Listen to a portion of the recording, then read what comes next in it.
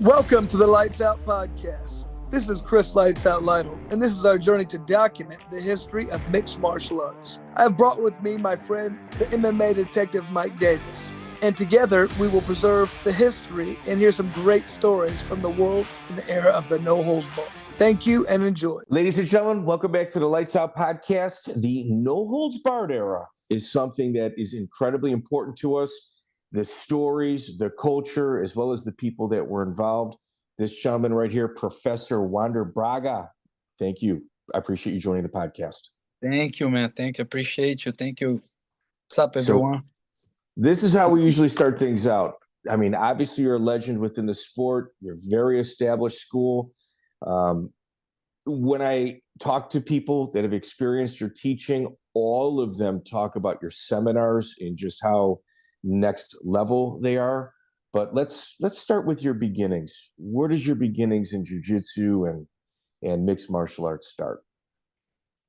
Well, I always like martial arts, I was a fan of martial arts moves, I always have these in my blood, and I used to get in trouble a lot in the streets in Rio.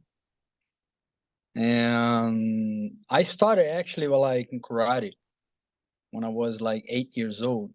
From 8 to 10 years old, I did some karate, But then at the age of 12 years old, my mom moved she moved to Barra da Tijuca, and it's a funny story too, because I she put me in a school, and some of my friends, they do jiu-jitsu. They used to do jiu-jitsu, and I didn't know what jiu-jitsu was, and I got in a fight in the school, and I was beating the kids up, karate style, kicking and everything, and suddenly the kid took me down, and I was on the bottom. I didn't know what to do it, Some of my friends went in and they push us apart, and some Gordinho, Rafael Gordinho, Gordo's brother, he came to me and says, "Hey, buddy, you good to stand up, but you don't know shit on the floor, man. You got to do some jiu-jitsu." And I'm like, "What is that?" Hold up. How old were you at this time? I was 12 years old. So at 12 years old, you had your first jiu-jitsu talk. Yeah. Yes. Everybody gets it. Everybody gets the jiu-jitsu talk. And I'm glad they push us apart, because I was gonna get my ass kicked, man, So then, I'm glad Gordinho was, introduced me to jiu-jitsu, and I fell in love with when I was 12 years old. I did few classes at the Gracie Academy. It was a Gracie Academy. It was in Barra da Tijuca. It was a house where all the Gracies used to train, all my friends from Barra. Which Gracies in particular were there at that time? You mean, I see it, Rickson Gracie teaching there, and he had a ponytail, but Rickson was you know what I mean? We used to do the kids class, And I believe, I'm not sure, but I believe Renzo Gracie was a purple belt that time. Half Gracie blue belt. Half Gracie used to teach a class for us, And hold on one second. Somebody's calling me. I don't know how to take that. You can see. It's okay. Keep going. We're listening. So, but my first instructor that time for a month or two was Rigan Machado. Man, and Rigan used to train there. My coach, George Pereira, used to train there. So a lot of big names, man. They used to do the adult class, right? All-star names. Yes. Jean-Jacques Machado, all those guys, they trained there together, And I believe that time everyone started moving to California, and then I remember Rigan was teaching, and Rigan gave me my yellow belt. Oh my God. Yeah. And Rigan moved, and then it was many other teachers, you know. And then like I remember there's like you know, many different coaches. And then I say, man, I need to stop. I need to have one coach, you know. And some of my friends on the street, they used to train with George. And they say, man, why don't you try, you know, come to George, see how it is, you know? And I knew it that George was George Pereira. Pereira. Okay, there we Yeah. go. Mm-hmm. And then Master George used to train over there too. And I see him, I see the way he trains, and I'm like, okay, I'm gonna give it a try. So I went to George, and my first class with George was like you know, like a MMA on the first day, and I love it, like, you know, fist fight and everything, you know. So I fall in love with. I remember the first day that George, like, you know, like it was my first day there, man. So I didn't know I was a yellow belt. So he did like a lot of self-defense, warm-ups and training. And at the end, he says, hey, boy, you know how to punch? And I'm like, you know, of course I know, master, you know. It's like, okay, put these gloves on. And I'm like, okay, what I'm going to do it? It's like, man, you're going to try to punch and kick the shit off all these purple belts here, you know? And I love it, you know, like I was 12 years old, 13 years old, you know, put the gloves on. I can try to beat some purple belts, you know, some old guys. I'm like, all right, I'm going to do this, you know. But again, I got my ass kicked, you know. They took me down, they slapped my face, you know. But I love that kind of training, you know. And I fell in love with George right away, man. So George is one of Hickson's black belts, Hickson Gracie's black belts.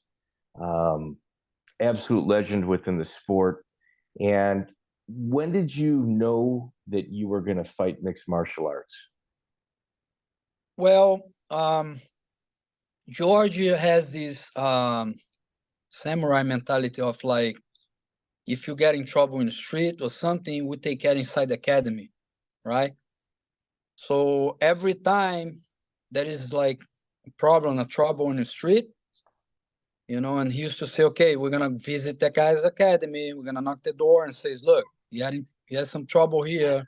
These guys need to fight, you know. And after I had my first fight, which was a crazy fight, you know, we can talk about that. At the age of, I think I was 16 years old.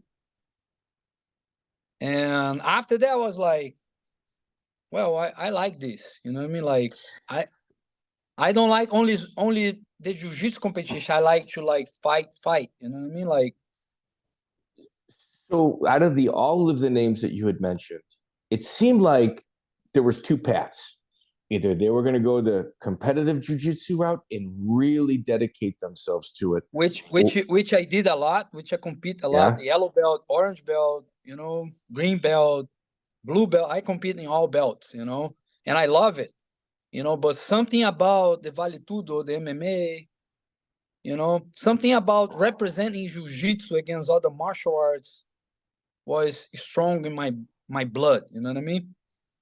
So people either went the hardcore jiu-jitsu tournament route, they went in between, or they really dedicated themselves to the NHB era. Yes.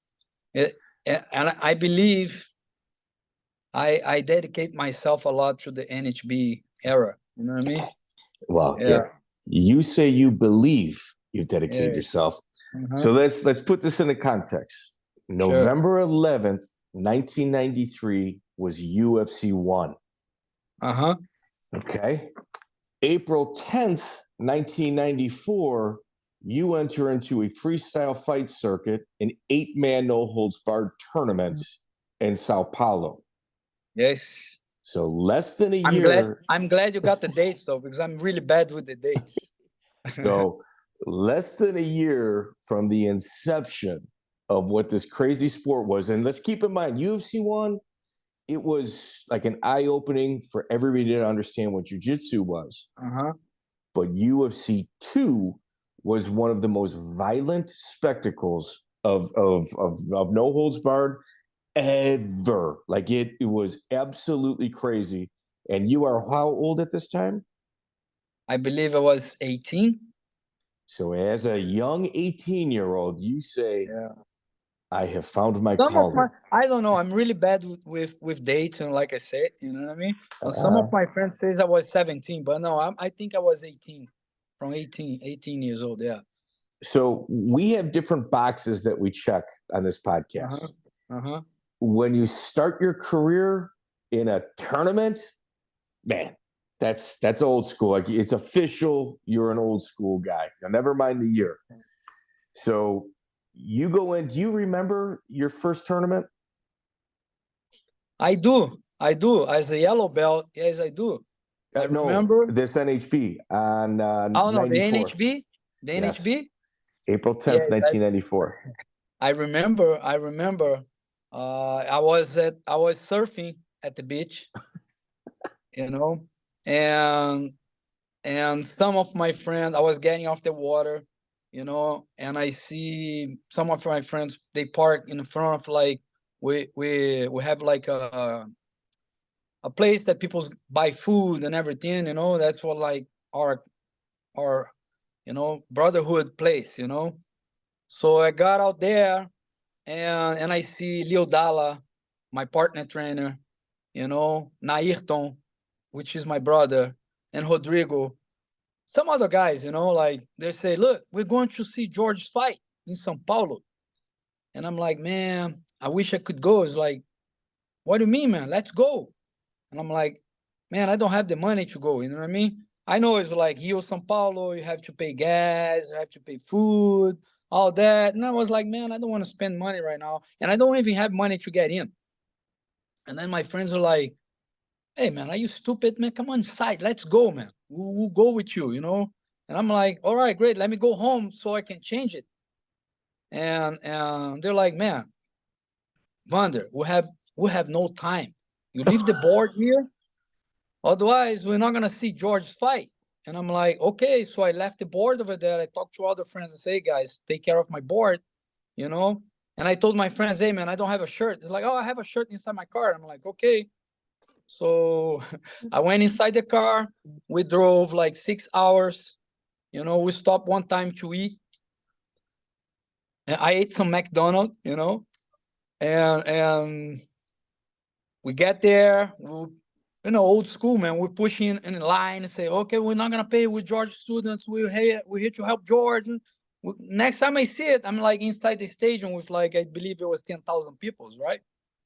So I'm sitting at the bleachers there, looking. Then I see George coming, looking at the guys, you know, and then everybody starts to wave, hey, George, we're here, George, we're here. And then he's like, hey, Vander, come down here. And I'm like, man, George is calling me, you know?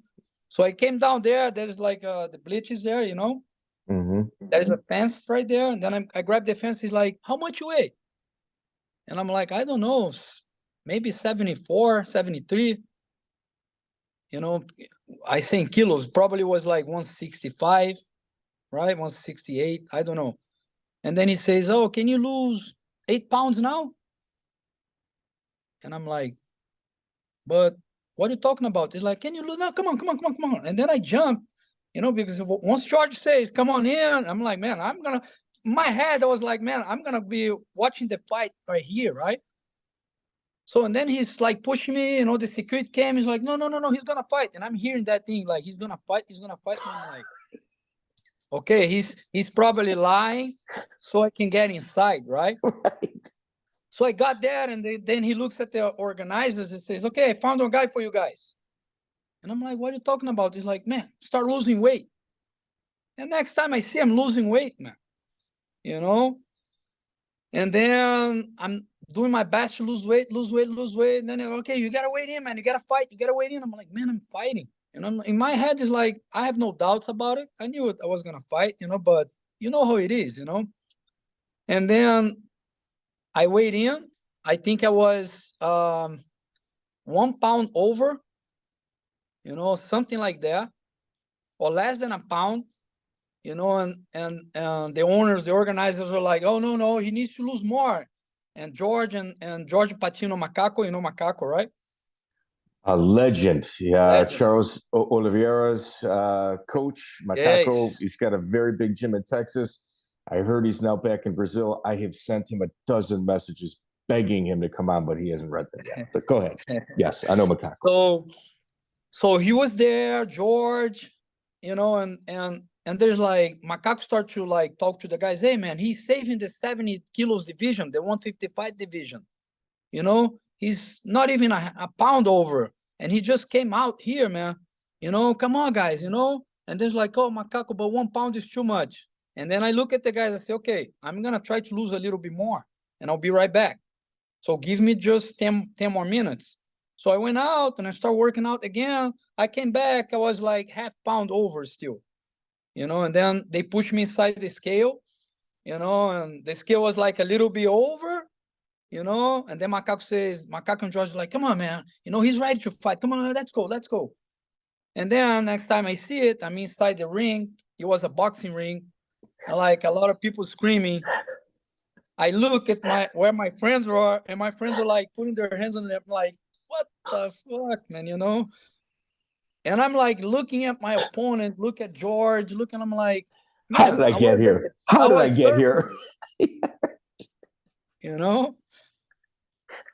And the funny story was my first fight was against a boxer, you know, he was a blue belt in Jiu-Jitsu.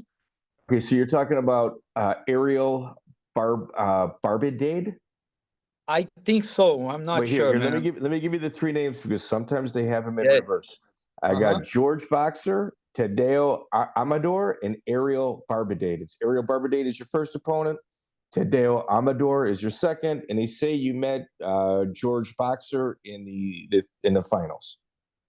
It could be reversed. So. It could be reversed. So. Yeah, I'm not sure, man. I'm really not sure. You know, like then I remember like he tried an uppercut, and I you know, I went down and I grabbed and I put him down, side control, and then it was too slippery, you know, and I see it at my knees were like scratching, you know, like it was, you know, I tried to control him and we were like sliding a little bit, you know, I could like really hold him. So I decided to start doing some knees. You know, I say, man, I'm not going to mount because my knee's hurting right now. It was something was like, you know, like when you have some... Matt Burn. Yeah, it's Matt Burns. It was worse. And I didn't know why. And then suddenly the referee says, okay, stop it. Stop the fight. You know, and they say, okay, you go over there, you go over here. Hold on a second. And then he went to talk to some organizers. They came back with a sweeper. You know, they start pushing. There is like a lot of sand inside the mats. So the funny part was I was surfing, man. I have a lot of sands in my pocket. The sand was coming out when I was fighting. My God. That was my half pound over. I didn't know I have the sand, you know what I mean, on my pocket. So when I put my hand on my pocket, I say, George, there is sands on the mat. I think it's from my pocket. And George says, don't say nothing, man. Now just go there and kick his ass, you know. So they have to sweep. Oh, and by the way, before the fight starts, they ask me, do you have a mouthpiece? And I say, no, I don't. Do you have a groin protector? I'm like, no, I don't. I don't have nothing. You know, and then the referee says, oh, he cannot fight. He doesn't have a mouthpiece. And then they brought like a mouthpiece from somebody. Oh, you got to use this. I'm like, oh, hell no. I'm not using that.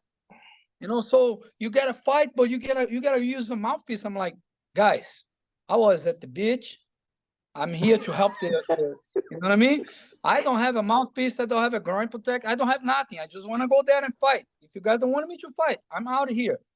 You know, and George is like, don't worry about it. You know, don't worry about it. He's not going to get punched, you know? And I'm like, man, if I get punched on my teeth, I'm losing my teeth. You know what I mean? Like, so, yes, that's it. You know, and then I went out there and I won 3 fights one night. And I became a champion. Let's talk about this. You win by knockout, by rear naked choke, and by armbar. So you've got 3 fights, 3 finishes at an event you were not supposed to be at. Yes. Yep. I'm very proud of myself on this, man. So when you get home and you tell your parents what just happened, I can't even. That's the second story, man. So a week after, we're having dinner in a barbecue place in Rio de Janeiro. right? And long time ago, those MMA fights was to be like recorded, and they will pass like a week after on Sport TV in Brazil, which was like a very good channel, right? And we at the restaurant eating, my grandma, my mom, you know, my cousins, everybody. And the TV is back here. My grandma is in front of me, and then she starts shaking, you know, look at the TV, and I'm like, I hope that's not my fight. You know what I mean? And then my mom is like, what is that? You know, what are you doing? Is that you? I look back and I'm like, no, that's a guy that looks Wasn't like me. a lot. Wasn't me. It's not me, you know? I was And surfing. then at the end, they I was put it like surfing. champion, Wanda Braga, you know? And I'm like, Mom, they're using my name. You know what I mean? That's man. it's Then she says, you're not fighting jiu-jitsu no more. I'm gonna call George. You're gonna be out of that. You know, you're not doing jiu-jitsu, you know. Look at your ears, you know. And I'm like, Mom, relax, you know. I have under control. Everything's under control. She's like, do you have nothing under control? yeah, Mom, this is all George's fault. It's not my fault, but I'm gonna still hang out with him. Everything is okay. Everything is okay. Oh, the ride home must have been fantastic too with your friends. Man. Yeah. The ride home was great, man. Some of my friends are like, man, do you have any idea what you just did? You know? And I was like, yeah, we have a saying in Brazil, like, I don't know how can I explain that. You know, like, you know, when you really you know you did, but you didn't realize yet. So I was like that, you know, the whole way back. I was like, man, I just won an MMA fight, you know, not MMA, a Vale Tudo fight, you know. Mm-hmm. And as a purple belt, I was a purple belt. You know, was something rare. It was something rare because like that time only like black belts fight, right? And by the way, jiu-jitsu guys, they always fight in like a speedo, right? And I was the first jiu-jitsu guy to fight in shorts. Yes. I tell this to everyone, you know, and everybody's laughed at me. But before jiu-jitsu guys, they only wear speedos. They have their hands like this. You know what I mean? Like, so there's no sand. There's no sand that's in the ring, right? That's why they only wear speedos. Yes. Well, I cut you off in regards to your first tournament. It sounded like there was a good story there. You had said as a yellow belt was your first competition. So please, sir.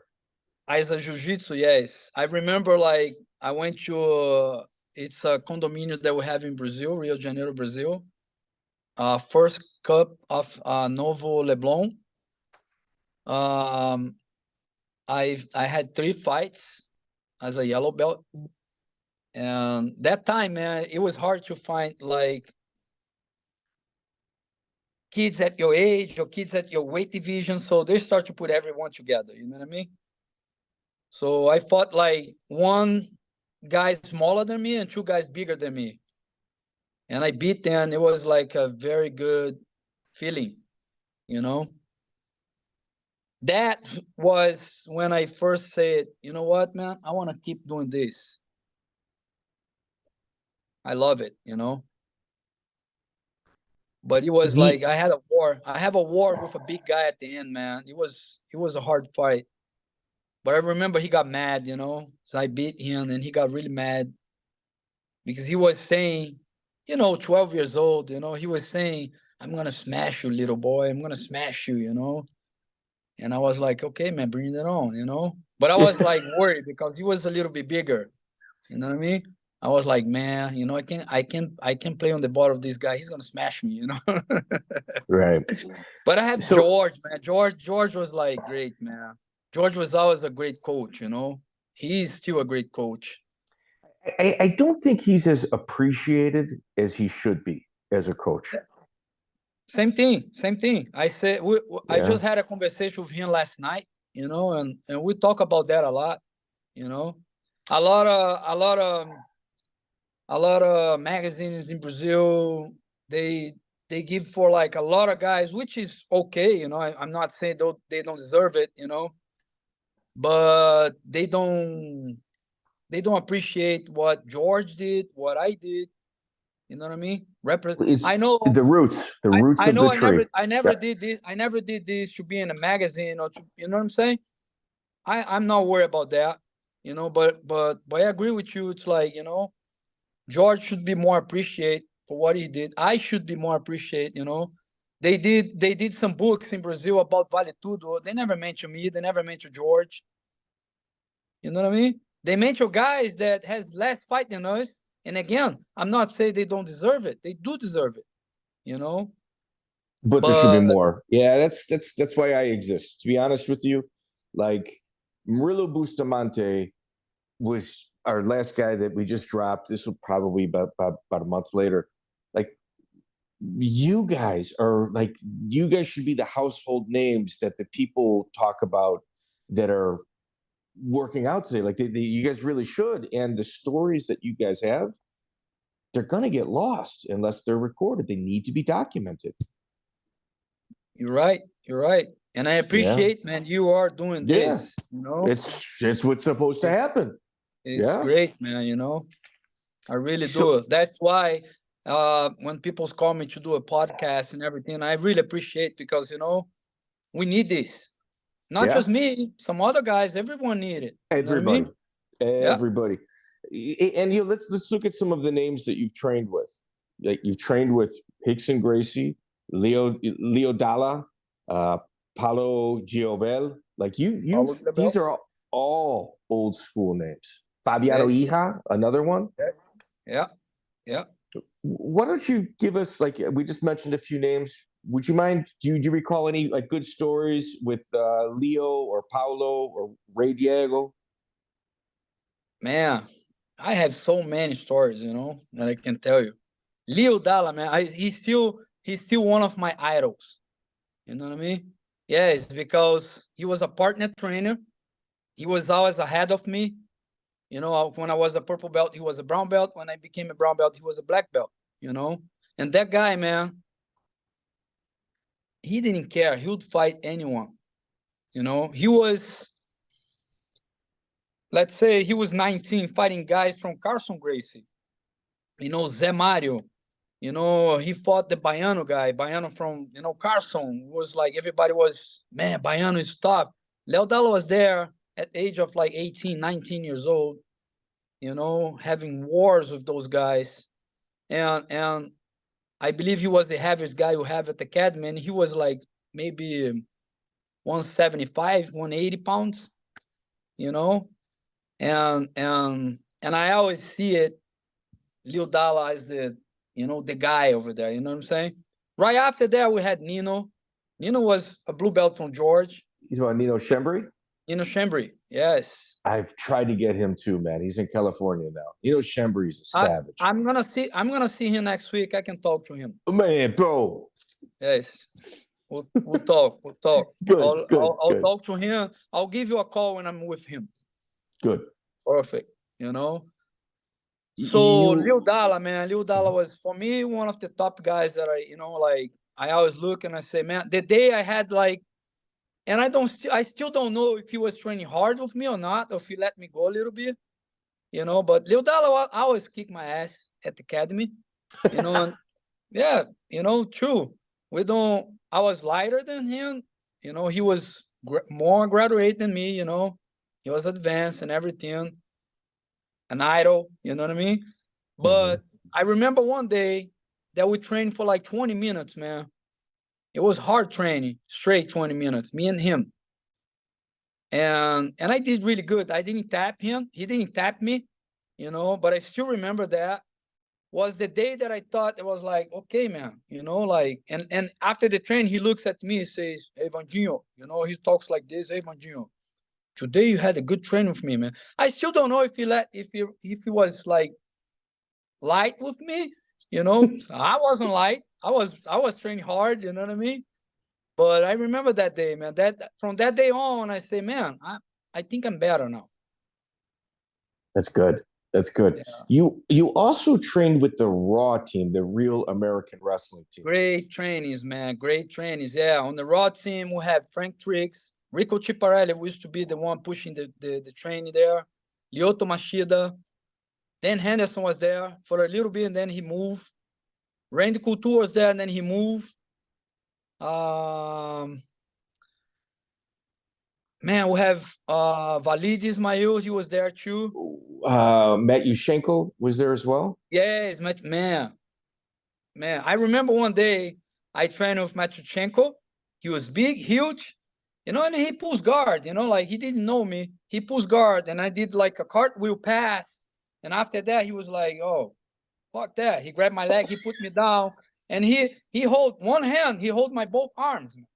And he keep holding, he's like, hey, boy, stop moving like that, And I was like, okay, man, let go my arm, let go my arm. You know what I mean? Like, he was really strong, really good. And I learned a lot with those guys, man. So it was also kind of controversial for you to be there as a Brazilian. Yeah. Because Rico Chiparelli cornered Tom Erickson in the Mars event when Erickson fought Bustamante. And Bustamante, it was a draw after 20 minutes, but afterward, Renzo threw Chiaparelli out of Renzo Gracie. Yes. And you still went and trained with them. Still. I need train, man. I need to I used to go visit some academies, but I didn't feel I was part of something, right? And George was in Miami. So I first talked to George about that, and George was like, Wanda, you got to do whatever you have to do it to get better. You know what I mean? So if you needed to feel the wrestler. You needed to feel the wrestler pressure. And I need to learn some wrestling. Squeeze. I need to, yes, of course, And like, once George told me, like, man, you're great, do whatever you cares, you know what I mean? So go ahead and do it. And George was fighting that time too, still, so he says, hey, tell the guys that pretty soon I'm gonna be there in California and I'm gonna spar with you guys. I'm like, great, master, great, and he did. No. He came after, he was sparring with us, and he stays in my house. George, that time, he stays in my house for like 2 or 3 months. Great training, That's incredible. So you'd mentioned Vladimir Matyushenko. He's a California guy now. Just so everybody could understand how good of a wrestler Vlad Matyushenko was, his senior year of high school, he's got a win over Kevin Jackson and Dave Schultz, 2 Olympic gold medalists. Senior year of high school, he beat those 2. Yes. So, like, you can't get a better opportunity for wrestling. Man, Frank Trigg, man. Oh my God. That guy was stronger. He helps me a lot with my wrestling. I help him a lot. We help each other, When he fought Matt Hughes, I was with him training every day, Really? Yes. And man, I was with the Raw team for a long time. They accept me. They opened the doors really well for me. I love Rico. He was a great guy, man. And he was always nice with me, always welcoming. You know what I mean? Like, really good, man. Really good, That's good stuff. It's good you say it because, a long time ago, when I was in Rio and I did my first fight, right after I say, man, I need to start my stand-up a little bit. And Jiu-Jitsu guys on that time, they didn't train Muay Thai. It was a war between Jiu-Jitsu, Muay Thai, Luta Livre, all that stuff, right? And I went to my coach, which is my coach, Muay Thai coach, Claudio Wagner, Wagner Coelho, man. He was first. Wagner, he opens the door for me. He says, yo, man, we need you in here. And I say, Wagner, I'm a jiu-jitsu guy. I don't want to walk in here and have the feeling that I have to like do a Vale Tudo fight every day. I'm here to learn, right? And he's like, man, don't worry about it. You're going to learn, And then I start doing Muay Thai with Wagner, Master Wagner, and boom, that's it. You That's know, wild. that time was hard too because George didn't like much the Muay Thai guys. You know, and George has that time. George has that mentality of like, man, we don't need that. We need just jiu-jitsu, you know. But But I jiu-jitsu then, like here, what do you think about jiu-jitsu then as compared to jiu-jitsu today? well, I'll say that, you know, like jiu-jitsu evolve a lot, right? In a competition way, yeah, jiu-jitsu did evolve, man, a lot.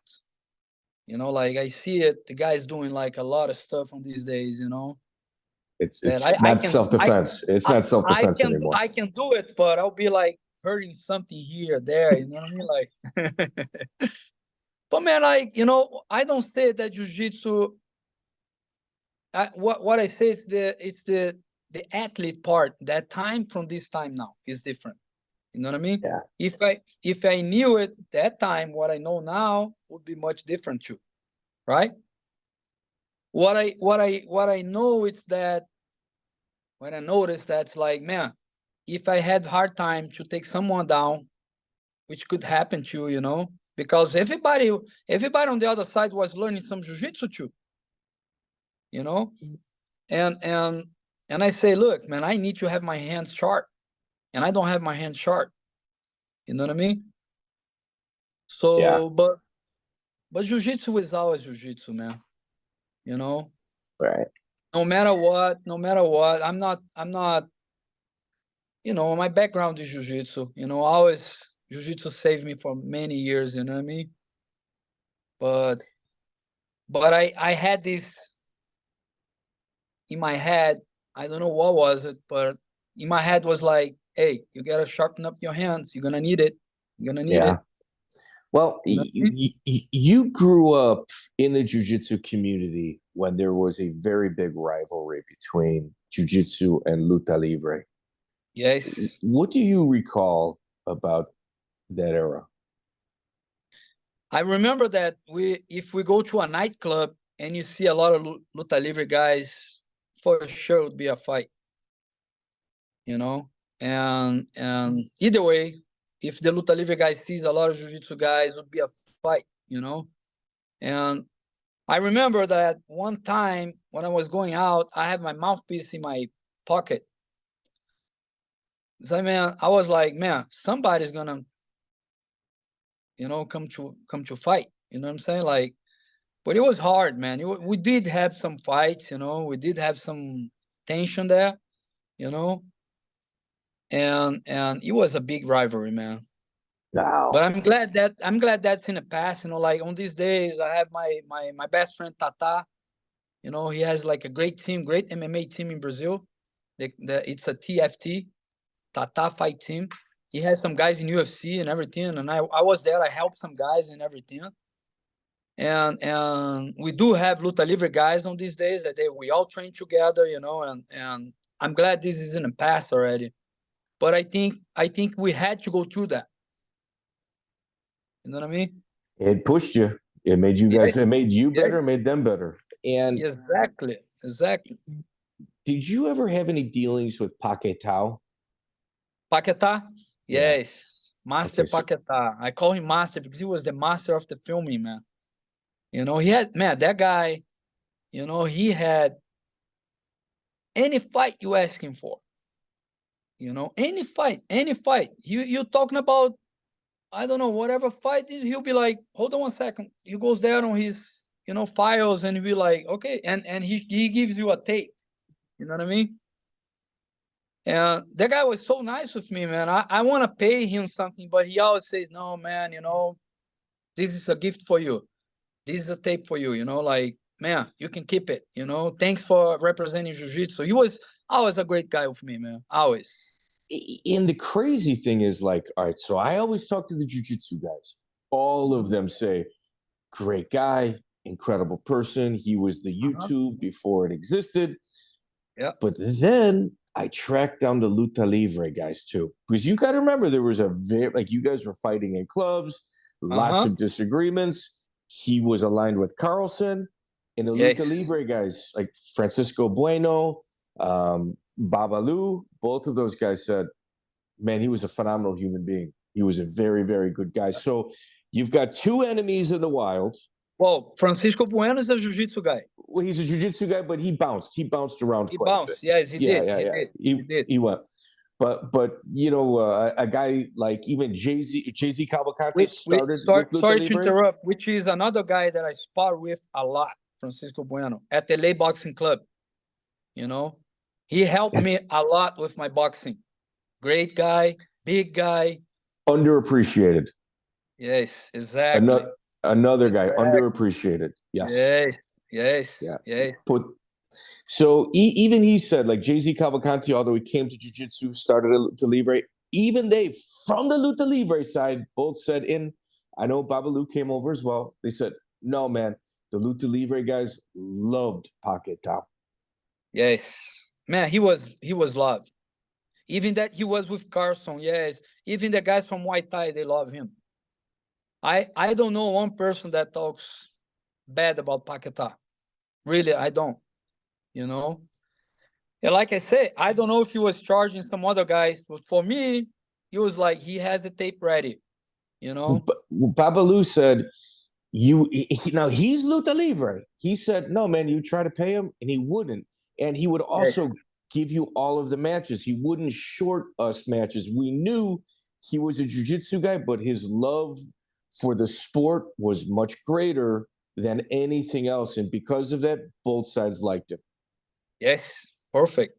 Friggin' crazy. And you crazy. know, Great guy, man. Great vibe, great guy. I was smiling, you know. I was there like, man, I remember the first day I asked him a tape, you know, like nervous? We didn't have cell phones and everything. Yes, like I met him and Grandmaster Carlson Gracie, you know, so I'm walking and I see Carlson Gracie coming like with Paquetau, and I'm like, should I ask Paquetau the tape or not now? You know, Carlson's with him.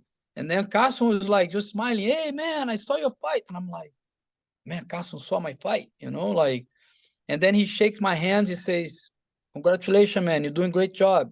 Whenever you want to come to the academy to spar with some guys over there, feel free to do it, you know. And Grandmaster Carlson, he didn't say in a way that he was trying to steal me from George, right? He was like, hey, man, I love you and love George. You guys are great. You know, anytime you guys want to come over to spar, my doors are open for you guys, you know? And I said, thank you so much, Grandmaster. Thank you. He's like, and then I took advantage. Hey, Paquetau, you know? Yeah, he's like, I need a favor. I need a favor, man. I got your tape, man, you know? Just stop by anytime, you know? And then he gave me the address. I'm like, man, you know, that was great. So what I think is so unique about this era, which really draws me to it, guys like yourself, Master Carlson, Jose Mario, all of those guys, nobody thought that you could make a lot of money or a very big living. You did it for pride and love. We never thought about money. Like, I didn't get paid on my first 2 or 3 events, tournaments, MMA, Vale Tudo, or whatever. You know what I mean? Like, the first one, they create like a problem over there. I don't remember what was it. I didn't care. You know, I was there to represent. Wait. You never got paid for your first tournament? And the second and the third. Actually, sorry. The second one I got paid. The third one, I was in Vitória, Espírito Santo, which we can talk about that after. You know? And I got we call in Brazil a bounce check, you know? Like a basketball. Yeah. Like a basketball check, you know? He goes here, that is not the only account, you know what I mean? So, but like I say, like I wasn't there for the money, you know. I wasn't even thinking the money I would make. Of course, money is great, you know, but I was there to represent Jiu-Jitsu, man, to represent my master George Pereira. What an honor for me, man, to be, you know, training Vale Tudo MMA with Grandmaster George, you know, to be walking paths with him, you know what I mean? And him being proud. Being proud. Yeah, him being proud is yes. And like, okay, I'm a purple belt and I'm walking a tournament, some black belts coming to me and says, "Hey man, great job. Keep doing, keep working, great job, man. Thank you." And I mean good names. You know what I mean? Even Master Murilo, I see him one day, he looks at me all serious, how Murilo is. Good job, boy. Good job, man. And not just him, man. Many others, many others. For me, as a purple belt on that time, was something else. You know what I mean? Right. And anybody with any common sense, anybody that is very focused wouldn't have stuck around. They would have went to college, got a job at a bank, but the pride and love and just loyalty is like you guys and wrestlers, you're cousins that like to fight. Yes. Yep. Yep. I remember, man, I went to college and everything, but like I had in my mind, Jiu-Jitsu. man, I need to train, man. I'm going to be doing this full time. You know what I mean? And I did the college just because my mom was like, talking, but we had a conversation not too long ago, and it was funny because, for the first time in my life, I told my mom, she was like, "Man, you seems very happy." And I'm like, "Yeah, man, mom, I am happy. I do what I do what I do. I do what I love to do it. You know what I mean? It's like her with her job. She's 74. She's still working. She loves what she does. And I'm like, I'm exactly like that, man. If I wasn't in college doing something else, I wasn't going to be happy. You know what I mean? Right. No, I was going to, sure. of course, I would have maybe the same life with like my kids and my wife and everything, but I would be miserable, I think. You know what I mean? Oh, yeah. Yeah. I love stepping a mat every day. I stopped see like changing somebody's life, I love it. And why don't we give a plug for your school? We probably should have done this in the beginning. Why don't you tell everybody how they can find you? They can go to the website wanderbragabjj.com. There's all the information there. But right now I'm in North Carolina, Cornelius, and I opened 5 months ago my studio here, and we've been doing pretty well. Been changing some people's life, and I'm really happy. I was in LA, but long story short, we decided, me and my wife, to move out here, and we've been doing great. Just like everybody else from LA. Yes. Yeah. Only my kids decide to stay there, man. I don't know why. I know why, but like I tell them, I'm like, guys, LA is very expensive right now. Very expensive, man. Crazy, But yes, I'm glad, man. I'm glad I had like an offer, like a proposal from my friend and partner, Iggy, and it was great, man. It was great. Great decision. Good move. Yeah, for sure. For sure. Here, we talked about boxes checked. This gentleman fought July 5th, 1995, Circuito de Lutas 2, another 4-man tournament. That one I got paid for. What was the total price? I think it was, okay, let's say 2,000 reais would be $400. Okay. That's not bad. That's not bad for back then. Good money. Joao Fernandez and Luis Fraga. Luis Fraga was a black belt in Jiu-Jitsu. Selvagem, I think Selvagem. Was his name. Selvagem is like wild. Like skinny. Was it skinny or no? Or Selvagem is like wild, Okay. Silvestre, like in Spanish. Okay. Yeah. Selvagem. So you beat Joao Fernandez by armbar. You and Luis Fraga, you win by decision. Man, another victorious night. I'm sure mom was very happy and grandma was very happy that you continued fighting. Yeah, after that, they got used to it. It's no longer their choice. Yeah. So you get paid $400 for that. September 12th, 1995. Kind of a quick turnaround. Circuito de Lutas 3. Another 4-man tournament. So you're looking at this gentleman showed up to 3 venues. and he's got 7 fights in 3 appearances. Alexandre Bueno and Leandro Gambo. So 2 knockouts in those. So you had started working with your hands. Was this around Francisco Bueno? You had met him? No, that was from Master Wagner. Okay. So yeah. Did you ever work out with George Mehdi for judo? The judo guy, yes. I work out like 1 week, but I used to do judo with Geraldo Bernardes, in Barra. But I went there to meet Master Mehdi for a week, It was a great guy too. Very good teacher. He doesn't do interviews. He doesn't do interviews, but he should. He's a legend. Yes, he is. Yes, he is. Did you ever do judo with Alex Davis? No, Alex Davis, I met him in LA long time ago, but I never did judo with him. I wish I could, but yeah, we met just like one of those MMA events, and then I start seeing him in jiu-jitsu tournaments. Great guy too. He works with some of my guys too in Brazil. It's great. So Alex was the head judo coach over at American Top Team for a while. He's a very big manager now. Sometimes you see him.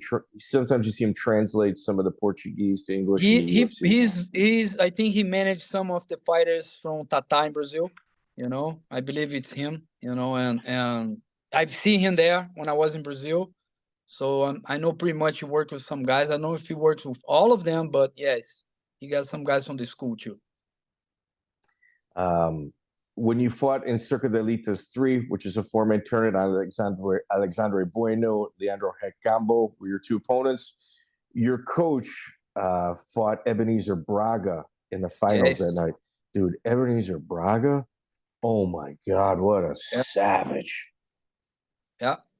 I remember that fight, man. George was in the mount position, punching his face, and he was punching back at George. And screaming like punch again, man. That was a good fight.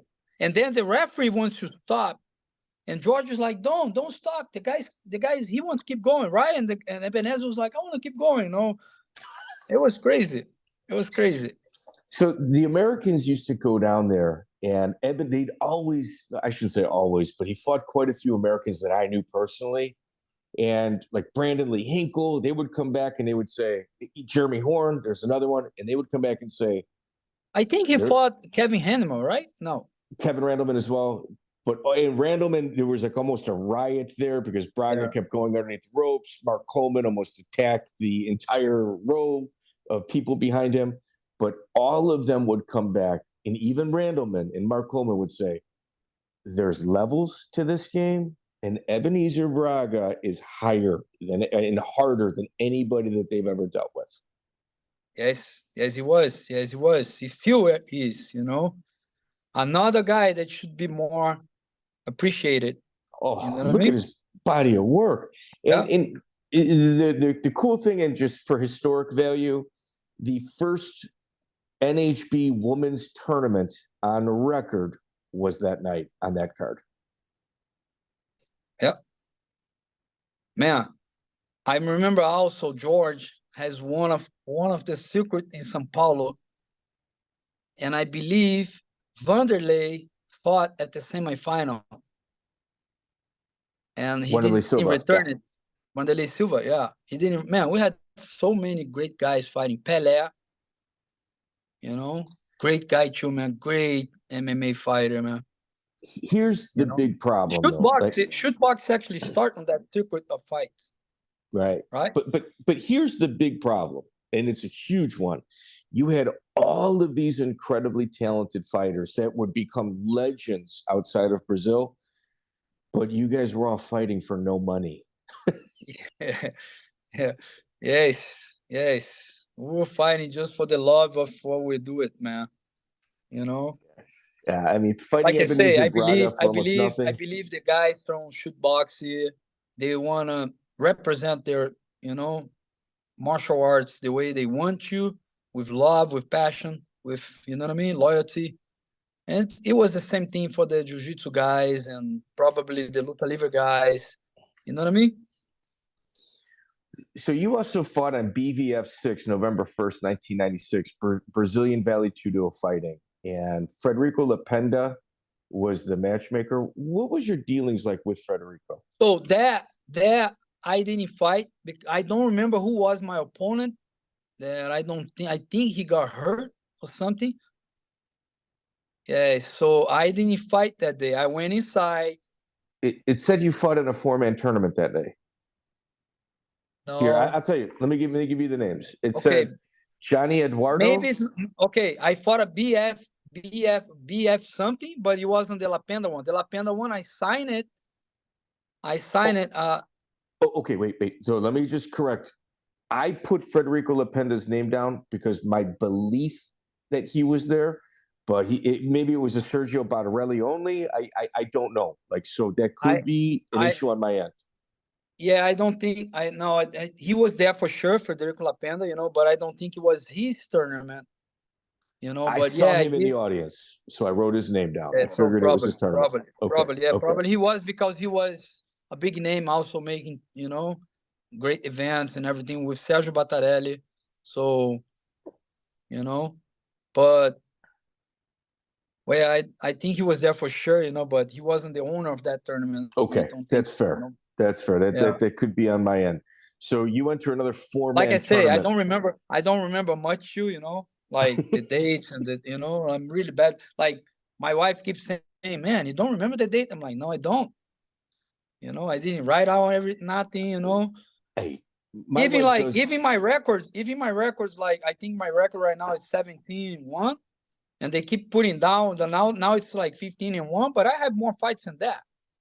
I didn't have nothing to prove. You know what I mean?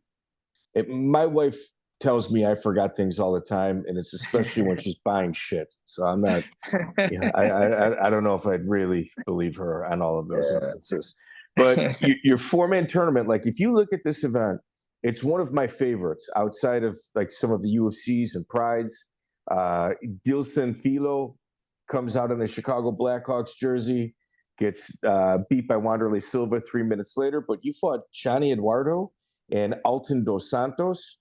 I mean, Johnny Eduardo is Pretino, and he's out of Nuevo União. Like he was a very tough competitor. Yes, he was. What was a tough fight for me, man. Tough fight, you know, because that time I remember that fight too, because like I say, it was Vale Tudo, right? So he was holding the ropes, and I remember that I grabbed him and I'm trying to put him down, and he's not going down, you know. And I'm like, man, that guy's strong, you know, good base, because usually when I get here, I put everybody down, and then I hear George says, "Calm down, he's holding the ropes," you know what I mean? And then I'm like, oh, okay. And then I had to use it. I remember also Valid Ismail was on that, walking around, and like I say, jiu-jitsu guys used to get together, you know what I mean, against all the other martial arts, you know. And even that he trains with Nova União, he was there representing the Muay Thai guys, you know. And Valid started screaming like, headbutt, headbutt. And then I said, okay, I got a headbutt, you know. So yeah, I remember I had the Gabriel Grape on him, and I started doing the headbutt. Then he had to let go the rope to protect, right? As soon as he protected the headbutt, then I put him down. That's part of the game. It's part of the game. Yeah. Move. Funny story on that. I don't know if Johnny remembers, you know. I saw him 2 times, and he came to me, a very nice guy too, you know. But I don't know if he remembers, but I do. I was on his half guard, you know, and like tried to punch, and he was holding my arms, he was protecting, and he puts his hand like on my face, you know, and he was like kind of pulling my nose and pulling my, you know, eye gouge me, put the hand inside my mouth, you know, pushing me, you know. And then I looked at the referee, you know, like trying to show him that he's doing this on my face, you know what I mean? And I remember Leo Dalla was in my corner too, and Leo Dalla was like screaming at the referee, hey, referee, he's eye gouging him, you know. you know, and then the referee says, look back and says, this is vale tudo, man. Shut up, you know? Yeah. So I remember that I pulled my mouthpiece off. And when he put his finger close to my mouth, I beat it. Right? That's when he like let it go a little bit. And then I got into a good position, you know, and okay, Man, it's that's kind of like just real, man. That's some it's kind real of okay. shit. If you say on these days, you're gonna say it, that's cheating, you know, but Nah, that's a game. no, it's a game, man. It was a vale tudo. So I say, okay, I use it, and he was using one weapon, I use mine, and that's it, you know. But it wasn't too hard, so it was just to distract him a little bit. That's the game. That's the game, man. That's the Yeah, game. yeah. So now we've got 1, 2, 3, 4. Your 5th appearance at an MMA event is another 8-man tournament.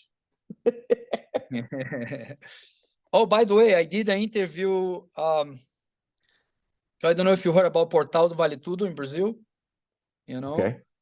and they told me that I still hold the record of. I'm the only one that has over 5 8-man tournaments. So the other person that people like to argue is Igor Vovchanchyn. Yes. Igor Vovchanchyn, I think, has the record for most tournament wins. But I think you're number 2. But in terms of 8-man tournaments, man. So okay, if Igor's, but I think they are mentioned about the Brazilians. So I'm the number 1 in Brazil, right? Yes. But yeah, maybe Igor. Igor has what? How many? I don't have it off the top of my head. 8. I But don't I'm think still he's got proud. I'm still happy. You know, I'm still proud of myself. Like, you know, yeah. that's good. That's good record. And you know, to even walk in showing, wow, I got to fight 3 times tonight. Yes. Like the adrenaline dumps in the locker Man, room crazy. to calm down. It's Crazy. There's an art to that, and it's not easy. That was like a huge mental game. You know what I mean? Every time you finish up, it's funny. You know, you mentioned this because and something new here that you know everybody is new, nobody knows yet, so just my family and some of my students. You know, I'm writing a book right now. It's gonna be ready pretty soon, and the guy that's helped me writing, he was just asking me about that. You know, it's funny because, you know, you win the first fight, you have that, how can I explain that in English? Like, you have that happiness, you know what I mean? Like that, okay, mission accomplished, but it wasn't like accomplished yet. You know what I mean? Like, you had that little time that you can be happy. George used to tell me this. George says, okay, you have 10 minutes. Be ready on those 10 minutes. Get back and focus. Keep the game on, you know? So I was kind of like happy for like a minute. You know, I was like, man, you know, I won my first fight. So semi-final now. Okay, let's focus. Like, relax, let's focus. You know what I mean? Like, it was a good feeling too, but short feeling. The best feeling was at the end of the tournament, you know? Wow. That's difficult to control those emotions for sure. Yeah. And every time somebody knocks the door, man, you're like, okay, I'm ready. I gotta go now, you know? And then they knock the door, they open the door, they say, oh, you have 10 minutes. I'm like, fuck, man, why do you keep saying that? You know, like, don't knock the door. Just open and say, okay, you gotta go. Right. Make it easier. Yeah, make it easy. Right. So your next 8-man tournament is June 12th, 1998, Inside Fighter Vale Tudo, Euclid, Orico, Marco Antonio, and Milton De Castro. You went decision, KO, sub. Like you're getting finishes too. Like you're finding your finish in every tournament, which is very important. Yes. George used to say, man, George used to call me Van Dixon. It was a mixing of Wander with Hickson, right? Van Dixon. You know, he says, man, go for the finish, Van Dixon. You know, our George always teaches us to like finish, you know, don't wait for the referee. I was like a tank, man. I was going forward all the time, you know? Yeah. And that inside fighter was in Vitória, right? Yes. So that was when I got my black belt. And the good part about that is I want like my first opponent walk in and he didn't fight. He walk in and he says, I didn't get paid. I'm not fighting. So I look at George and I say, George, I didn't get paid you, you know? And George is like, don't worry, man, we'll fix that later. I'm like, man, I'm going through that thing again, you know, like, but it's okay. I'm not here for the money, but I don't want to keep fighting for free. You know what I mean? The money is nice. It is, yeah, it is So nice. I won my first fight, right? A DQ. All right, won. Went back inside. Called me again for the semifinal. I beat my opponent. I believe it was 4 minutes. Went to the final. I beat my opponent in the final less than 5 minutes. So they came with the microphone, you know how they do it, right? So, hey, you want to thank who you want to thank, you know, tell me about that fight, which one was the best one, you know, so I'm talking and I'm saying, okay, thank you. Thanks for my family. Thanks for my coach, my friends that came here from Rio de Janeiro, you know, and then George was right beside me, you know, saying like, okay, give him the microphone, you know, and then I gave the microphone. The first guy that walks in, I believe the guy was from the city and he didn't fight. So George got the microphone and says, look, is there anyone from the city here that want to challenge my student? Somebody else walk in and the guy didn't fight. If you guys want to do it, now is the time. Man, I believe right, the whole I know the whole crowd came down around the ring. One guy jumps in. It was one of the hardest fight I ever had in my life. His name is Ouriço, Tony Ouriço. He's now a jiu-jitsu instructor under Verdun, and I think he's in Australia. And he jumps in and he says, I'll fight him. I'll represent my city. I'll fight him. And I'm like, man, I'm the champion already. I already fought. I'm thinking about my check now. I'm not thinking about fighting. So just, you know, this is August of 1998. You win your tournament. This is what happens. Okay, so was it a 4-man tournament or an 8-man tournament? It was an 8-man tournament. Supposed to be 6-man tournament, right? No, so we have what was an 8-man tournament? 3 fights. 3 fights, 8-man. Yeah. Good. And then I have to fight one more because George challenged the whole city. Okay, so this is what I have on record. I'm so glad we brought this up. So I have on record that you win a tournament and then a rival gym owner. Was it a rival gym owner or was it somebody from the city? It was somebody from the city. Okay. Because it was somebody from the city because George got the microphone and he kind of challenged the whole city. Yeah.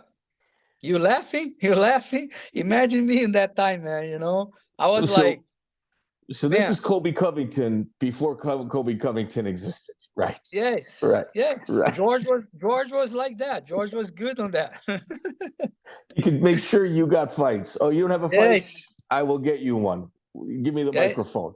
Okay. Man, I remember that I was walking, you know, and everybody's looking me at me, you know, and I'm like with the trophy already, walking down, and I went inside the backstage, you know, and I have Leo Dalla was gonna fight next, and Paulo Guilherme was gonna fight next, and they were asking me, hey, why is it taking so long? And I'm like, man, George challenged the whole city. There is one guy in the ring that he wants to fight me, you know, and it's like, okay, but what we're gonna do it now? It's like, I don't know. And then George walks in, open the door, close the door, and says, Wanda, you gotta fight for the honor of jiu-jitsu, man. And I'm like, but George, I won the tournament already. Make that fight for the next event. And George says, no, man, there is no next. It's now. Yeah. And then we fought then I went back there. I had to fight again. I went back there and we fought 15 minutes, you know, Ouriço put Tony. His nickname is Ouriço, but his name is Tony. You know, great guy too. We talk over the internet, you know, and he put up like a great fight for me, man. You know, he was moving a lot.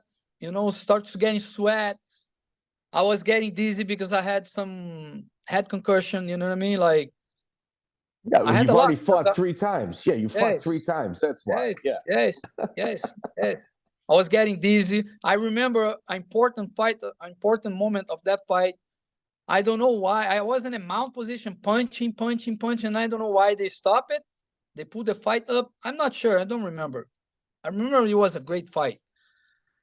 And I went back to the corner and I was seeing like 3 guys, you know what I mean? Like, man, George, I see 3 guys, you know, I'm dizzy. You know, and George just look at me and says, don't worry, man, get the middle guy. Aim at the middle guy. There is no way you're gonna miss it. You know, you know, and then I'm saying, okay, man, George is not gonna let me, he's not gonna let me quit or something, so I'm gonna keep going, you know. And I But, kept but going for like 15, I think 20 minutes. I'm not sure how long was it. I know it was longer. And there is no more time. They just keep let it go, you know. And one time they ring the bell, and then he went back. I went back to my corner, and then he looks at me. He says, "Did I represent my city well?" I says, "Yes, you did." Then he says, "Okay, that's it." I'm like, "That's it." And then we both lifted our arms, you know, and that's it. at any point when this was all going down, maybe even in the locker room before the fight starts, your 4th fight that you didn't sign up for, did you ever think to yourself, maybe my mom and grandma were right? Well, I don't think I had time to think about that, Oh, you know. But if I think about it, yes, I think I would say like, yes, you're right. You know what I mean? mom was Like, right. Mom was right, but I but got to get through you this. know what was the best moment for me? I still think it was the best moment for me because, you know, George, after the fight, so I won. They lift my arms again, you know, and then George, he grabs me first. He looks at me and says, "Van Jackson, you remember this for the rest of your life. Nobody ever did that before, you know, and it's a great honor." And he said something like that, you know. It was very, it had a great impact in me, you know what I mean? Like, I'm very emotional when I'm talking about that, you know. It's like, because he says like, okay, I will always remember this, and I hope you do too, you know, because it's important for me that you know that now you are complete as a student for me. You are a black belt now. And then he pulls a black belt and he ties a black belt on me that day. Oh, man. Yeah. So, in other words, sometimes people run down a line of people that whip them with belts. He challenged the entire audience. Yes. That's good. That's going to be your opportunity to get your black belt. Wow. Yes. Yes. Wow. It Wow. was a Wow. great Wow. moment, man. Great moment. Great moment. You know, I still So, have the picture here in my, academy from that day. And I have the belt still hanging in there, you know, and yeah, it's a great moment, man. that's one of those pictures where somebody says, "Oh, tell me about this," and you say, "We need about 30 minutes. There's a lot behind that Yeah. one moment in time. There's a lot Yes, there." Wow. you're right. That's amazing. Let's talk about some of your students. The owner of Robot Method Gym, Tim Peterson. Tim Peterson, great black belt, great guy, you know, excellent guard. My first black belt in America, Peter Han, helped him a lot. You know, I gotta give credit to Peter because Peter works a lot with Tim. You know, I used to do this a lot. I used to tell my higher belts, you know, high rank belts, to tell, you know, grab some lower belts and adopt them. You know what I mean? Whatever I did to you, you got to do to them. And that's what I do with my team a lot. What's incredible is you've also cornered a few people. Shaolin Ribeiro, I saw you in the corner with this K1 Heroes fight against Ryuki Uyama. Yeah. Shaolin is one of my best friends now, man. You know, like, he used to come a lot to LA to teach seminars, and I used to help him with that. He used to stay in my house like 1 month, 2 months. We used to train a lot. And then he was coming to my house, and I started to like negotiate some fights for him. I wasn't his manager, you know. I was just like helping him, you know, and as a friend, you know what I mean? And I love him, man. He's a great guy. But yeah, we train a lot. You know, I learned a lot with him. I thought I was an athlete before, but once I met Shaolin, I kind of like realized that I wasn't really like a good athlete, you know, until I met Shaolin. Really? He was special though. I mean, is Yes, he special, was. I should say. He's Yeah, special. Yeah, yeah. it's a different level of athlete. It is, it is, it is. That guy is like, he doesn't drink, man, you know. You know, not that I drink a lot, you know, but I used to go like drink a little bit, you know, go out and everything. That guy goes out with me, he never drinks. He was always working out, always training, always thinking about, you know, and then I say, man, something's wrong with me. You know what I mean? Like, and I learned a lot, man. I learned a lot. Not just like about that, but like in positions too, you know. He helped improve my game a lot too, you know. Gabriel Gonzaga. My first black belt ever. My first student from white to black belt. I'm proud of him, man. My brother. You know, Napão. You know, great friend, great brother. I'm proud of him. You know, and I remember when he started, he was like probably 12 years old too, you know. And great guy, man. Very special athlete as well. Very special, man. Very He hit special. like a ton of bricks. I mean, that guy could have hit hard, very hard. Really hard. You also have a black belt. Mike Ancheta is one of your black belts. Mike Ancheta, yes, my black belt from LA. Also a great athlete, great guy, man. Great jiu-jitsu guy, you know. I have a group in LA, man. They started with me. Peter, Mike, you know, Muffo, Rich. And I'm sorry, man, there's so many guys, you know, Charles, you know, some guys, man, they started like as a white belt, they believe me, you know, and I'm glad I crossed paths with those guys, you know. They helped me a lot to grow my jiu-jitsu too, man, because, you know, it was like Dan and me for my fights. You know what I mean? I know, like, yes, I went to train with Rickson, but I wasn't training with Rickson every day. I was training with Rickson like every Wednesday or sometimes Saturdays, you know. But my student that time, man, those white belts, blue belts, man, they helped me a lot. They helped me push myself, you know. Yeah, for sure. And talk about pushing yourself. August 9th, 2003, you fought Nick Ertl in the UFC, our WEC. WC. Cesar Gracie Academy. He's got wins over Nam Fan, Brian the Bandit Cobb. He was a legitimate opponent. Yes, he was. I think, you know, he almost got me in a triangle. I was surprised with that. You know, he got like, he locked, and I was like, oh man, you know what I mean? But yeah, he was really tough, legit. And again, you know, like, I appreciate I had that fight with him. It was great event too, man. Yeah, absolutely. May of 2000. I remember because I was coming from Vale Tudo, right? So everything, I could do everything. So, and my English wasn't, you know, not that it's good, it's perfect right now, but it was bad that time, you know. So they're talking about the rules, and it was just me and George English wasn't good too. So I didn't care about the rules. I wasn't paying attention about the rules. So I remember I passed his guard and he turned, and I hit him with my knee on his face, and he got a cut.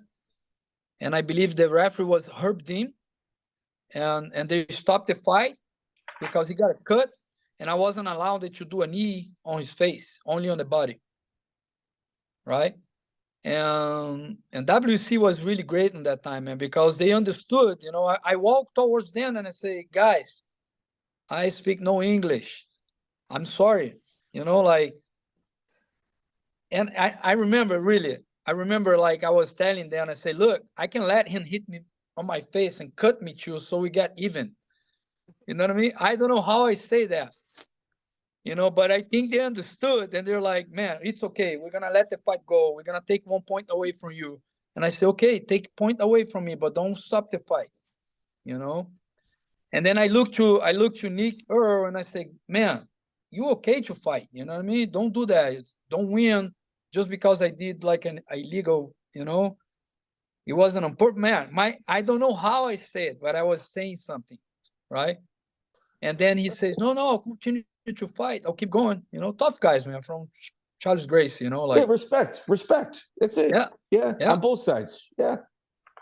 Then Herbie Dean says, okay, we're going to continue to fight. Go back to your corner. And then I went back to my corner, and George was like, what did you just say? I'm like, I don't know, George. They're going to continue the fight. Just words. I say words, I don't know. Yeah. And then, thanks God, again, I won, you know. You were on quite a streak, man.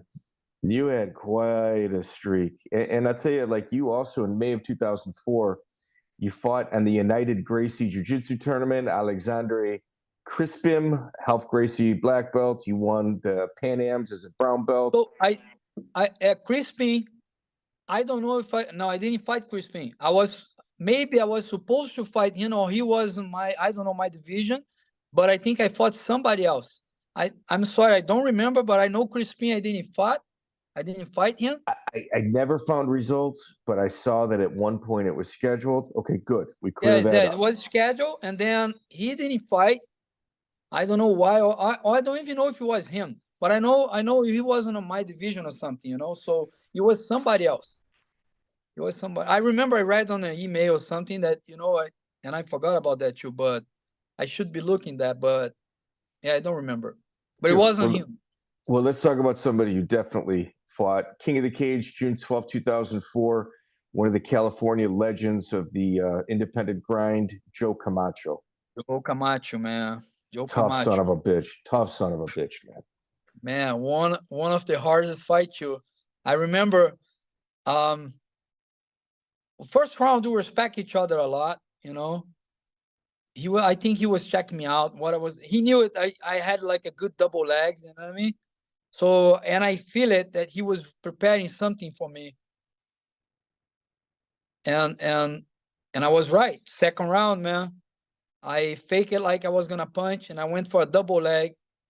He did a fly knee, hit my stomach really hard. I took him down. I got on top of him. But I was with no air at all. You know when you get those body kicks. The wind knocked out of you. Yeah. Yes, man. I remember George was like screaming, keep going, punch him. And I'm trying to look at George, to tell him that I couldn't breathe much, you know what I mean? But at the same time, George was saying, if you stop it, they're going to pick the fight up again. So in my mind is like, man, if they stop the fight now and put the fight up, I can stand up. So I was just like landing some punches, but the punch was like really like doing nothing, you know what I mean? And finally, like I believe it was after 30 seconds or 1 minute, I'm not sure. I pulled there and I'm like, okay, I can breathe back again. Then I started going back after him again, you know? But it was a hard fight, man. Tough guy. You know what's the funny part too? 2 weeks later, Joe Camacho came into my academy. He walks in and he said, hey, man, how are you? Man, it's like Jiu-Jitsu guys, MMA guys, Vale Tudo guys, they're all crazy. They're all crazy. He walks in and says, hey, with all due respect, I still think that I won that fight. And I'm like, no, you didn't win that fight. He says, can we fight now to take this out of my mind? And I'm like, you mean now, me and you? He says, yes, Nobody will see it. I have some students over there. And I say, but we're going to fight MMA? He's like, yeah, we're going to fight MMA. If you knock me out, I'll stop it. You know, if I knock you out, then I say, okay, let's do it. Come on, man. Yes. And then we did like 10 minutes. We went out of each other for 10 minutes. No And after breaks. 10 minutes, he says, man, you legit. It's okay. You know, it's good. And I'm like, thank you, man. He's like, thank you, man. And I'm like, that's it. He Holy. stood up. Tough motherfucker, man. You know, just stood up and he walks out and says, can I be back another day? I'm like, sure, man. He Yeah, says, just so let's we can train fight more. again. Yeah, we fight Yes. again. You know, that's it, man. That's You it. know, Professor Braga, in any other line of work, if you were to say, well, yeah, I mean, I had an instance with this guy at this point. He showed up a few days later. We fought in the gym, very gentlemanly, very good fight. And then he asked if we can beat each other up again. And I said, of course. Like, it doesn't make, there's no, it's crazy, but it makes sense. It's crazy, right? But like, Yeah. I would never, I don't know, man. Like on that time, on these days, I'm 49. If somebody walks in and says, hey, let's fight, I want to fight you, I'll be laughing at him. You know what I mean? But that day, man, you know, we trained really hard, man. And George, you know, like, I thought about it. Okay, if George was here, George would love him. I would say, okay, lock the doors. Let's fight. So I did exactly what I That's thought old to do. school. That's that Luta Livre Jiu-Jitsu rivalry, except it's here. Wow. Yeah. Joe Camacho passed cancer. I know there's a foundation for him, somebody that made an incredible impact on many people's lives in the state of California. In Texas, there was a jiu-jitsu tournament called Finishers Cup Finishers Cup. with Chuck Williams. Yes. Do you remember that? I remember the tournament. I don't remember. I don't know if I fought Chuck Williams. I remember the name. Again, He was I'm the sorry, promoter. man. He was the promoter. Okay, this promoter. I don't remember who I fought. If I fought, I remember the finish name. I remember Chuck Williams. Remember the name and everything, but I don't remember who I fought. If I win, if I lose. Let me help you. Yes. Do you remember getting paid? I believe so. Believe so, but not really. No, I believe so, but not everything though. Okay, and it was Not late. everything. I'm sure it was very late as well, right? Yes, late and part of the money though. Okay. All right. Okay. But I don't remember how was it because I had one guy take care of like he was kind of like my manager, you know, that time. So and again, I was thinking on my next fight already. You know what I mean? I was training for my next fight already. So I was like, okay, man, take care of this. Whatever I get, it's great. You know what I mean? But yeah, I remember like I didn't get paid everything. Yes, you're right. You had mentioned Tata earlier, Octavio Yes. Duarte. Yes. Why don't you give us a little about Duarte? Tata, man, great fighter, great competitor too, man. You know, huge guy. I remember Tata used to go, his nickname is Tatazinho, you know, little Tata, but he was huge. And man, Tata walks in a tournament, everybody was like, oh my God, you know.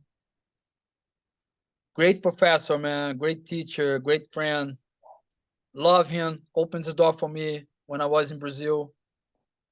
You know, great brotherhood, friendship, excellent competitor. And now he's like doing a great job with his MMA fighters, you know, some guys in UFC, like André Sergipano, Thiago Marreta, you know, all those guys, man. Poliana Viana, Cowboy, the Brazilian Cowboy, they all trained with Tata and they all went to UFC with Tata, you know.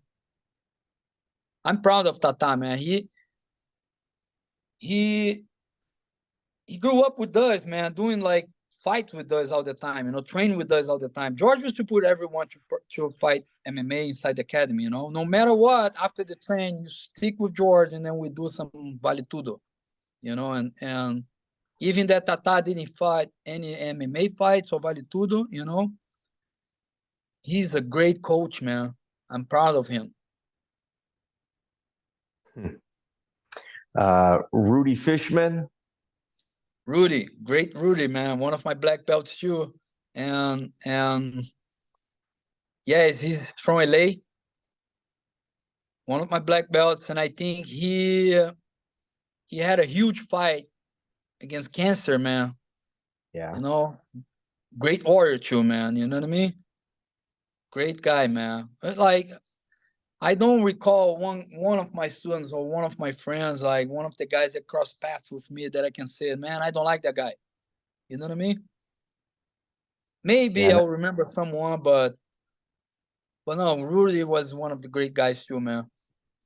Dartanian Bagby, another Dartanian, black tough belt. guy, man, tough guy. Dartanian wasn't my black belt, but he trains with me for a long time. He helps me to my fights, you know, for gi fights, MMA fights. He was visiting me a lot. He was coming like 3 times a week to spar with me. And again, another great guy with great ideas. And, you know, like I say, remember, like, I need some guys to spar with. So anybody was welcome to my academy. I didn't have that ego about, oh, he's a black belt from this team, he's a black belt from that team, you know. And everything was great, man. Everything was, you know, like, I was welcoming everyone. That's good, man. That's really good. So you also had Big Brother team. It was Leo Dalla, Tata, and yourself. Why did that team break up? We actually, it's a hard story, you know. Like, it was like, remember that time there was like, everybody was starting, like, you know, like, Alliance and Gracie Baja, and some teams were growing and everything. And we came up with that idea about the Big Brothers, you know. I was just like, you know, I was just there watching everyone, you know. I was trying to support everybody, you know. But George didn't like much that idea, you know. George didn't want to, like, change his name and put like Big Brothers. So it was kind of like a huge inside fight between all of us. You know what I mean? I understand what George was saying. You know what I mean? But it would be also a great idea, you know. Now these days it's easy for me to speak with George about that, you know.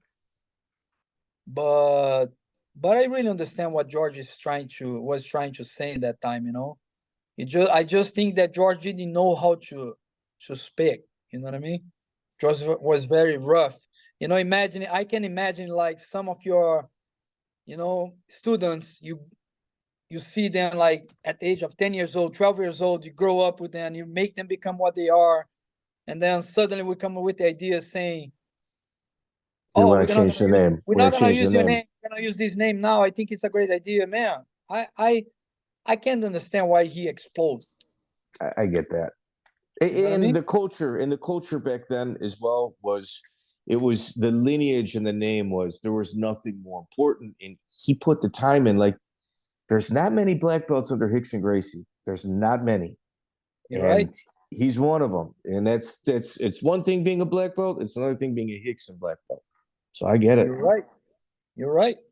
Right, I get it too. I had this conversation too with George, and I understood. I just told him, I said, George, maybe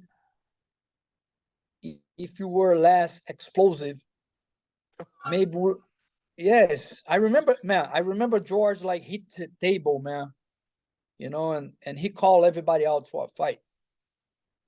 You know, And that's he not was your saying, intention. Yeah, that wasn't the intention. No, right. I get it. he was saying, yeah, I change your guys' diapers, something like that. You know what I mean? Like, well, how come you guys come here to my house and talking about this shit? You know, I'm like, oh shit, man. It didn't go And right. It didn't go how we planned. George Yeah. was like, on that time, George was out there, man. You know. No, no. Well, I know we're on time constraints. In 10 minutes, you've got to teach another class. Professor Braga, what are we closing with? If you want our audience to maybe some knowledge or some words of wisdom, what would you say? Man, I would say it. No matter what, keep training, man. Keep going forward. Don't stop what you're doing for anything that happens in a bad way. You know what I mean? Keep going. Just keep moving forward, you know. And I'm talking about especially about jiu-jitsu, you know. If you train jiu-jitsu in general, if you train everything, but I'm gonna say about jiu-jitsu, I know some people's are sometimes their confidence is not too high, you know, and you're not doing well in training and everything. Don't give up, man. Keep going forward, keep moving forward, and you won't regret, you know. Make sure you get the black belt. Make sure you finish. Like people say, oh, once you get the black belt, everything starts again. Yeah, it's true, you know, but get the black belt, get there first, right? And be loyal to your friends, to your teammates, to your coach, you know. My best friends, man, they are from the mats, you know, and that's why I'm glad. Like George is it's like a big brother for me, you know. I tell him this is like a father. He says, I'm not that old, you know, but you know, But I'm he loyal changed your to him. diaper. But he changed your Yes, diaper. Right. yes, Right. yes. So be loyal to your coach, man, you know, represent him, and that's it. Keep moving forward.